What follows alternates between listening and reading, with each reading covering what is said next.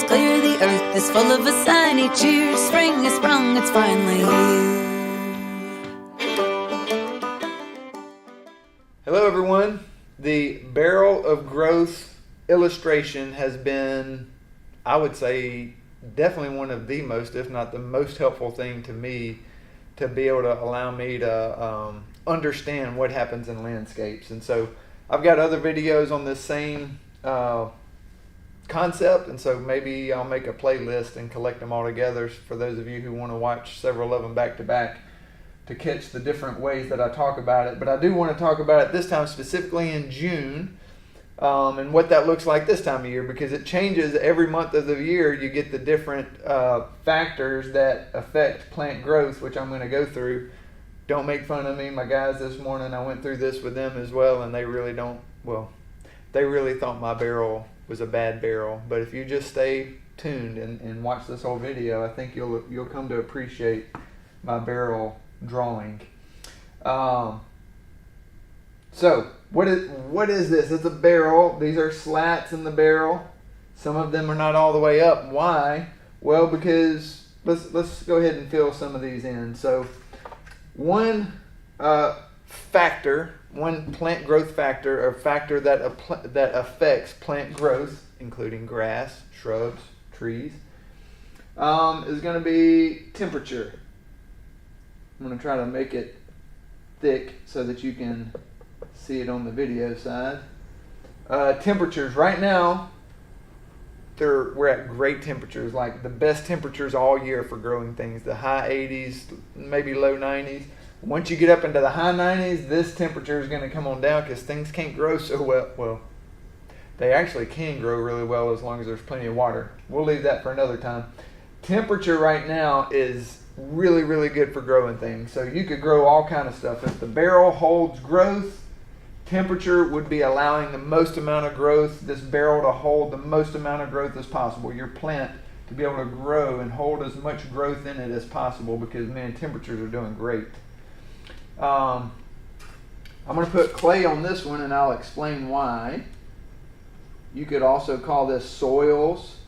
You could call it organic matter to some degree, or you could include organic matter as a part of when we're talking about clay. But again, let's save that detail. Let's say we have water.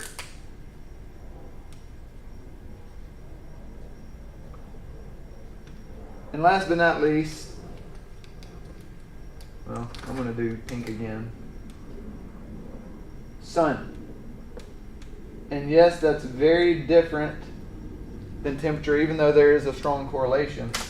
This is sunlight. In June, the longest day of the year is June 20th. This year is June 20th. So we're almost there at our peak. Like, man, the more sun, the more photosynthesis. The more photosynthesis, the more sugar that the plant produces in the leaves, and then the leaves feed it down to the roots. So your roots will be strongest this time of year, because you're going to have more sunlight to be able to make more photosynthesis, to be able to make more of the carbohydrates.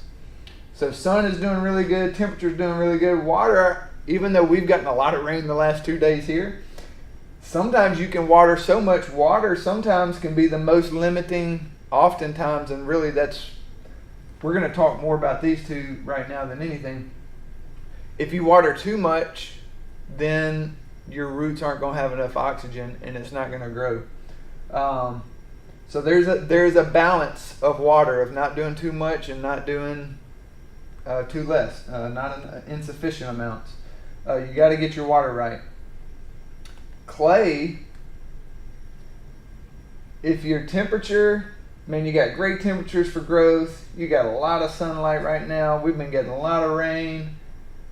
But if the percentage of your soil is so much clay, and by the way, the fun thing with landscapes is there's different parts of your landscape that have more clay than others, or that get more water than others, or that get more sun than others, or that are warmer or cooler than others.